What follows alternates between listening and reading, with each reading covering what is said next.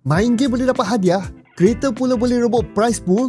Jom aku tunjuk apa yang sedang berlaku dalam Honor of Kings sekarang. Kepada geng-geng HOK, sekarang tengah berlangsung Rezeki Stream HOK. Antara live stream challenge terbesar community creator Honor of Kings Malaysia tahun 2026.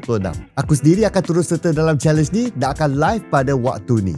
Jadi kalau korang tengok gameplay Zangfei terbaik, sembang santai atau nak support aku dalam challenge ni, jangan lupa untuk singgah.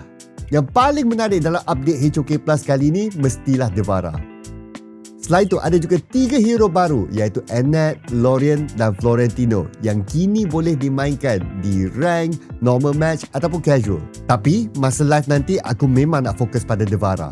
Kita akan test skill dia, tengok combo yang sesuai dan cuba beberapa build item dan tengok sama ada dia boleh menjadi hero wajib pick untuk season kali ni. Selain hero baru, ada juga mod khas Dig It di mana korang boleh gali harta karun, kumpul stash value dan tembus untuk ganjaran dunia sebenar. Untuk creator pula, ada prize pool tambahan sebanyak $3,000 yang akan dikongsi kepada 10 creator dengan stash value tertinggi. Musim baru kali ini juga hadir dengan lebih banyak jenama yang terlibat dan pelbagai ganjaran menarik untuk pemain. Jadi, jangan lupa untuk datang live stream aku pada tarikh-tarikh berikut. Kita cuba Devara sama-sama, main Dig It dan tengok sejauh mana kita boleh pergi dengan Rezeki Stream HOK.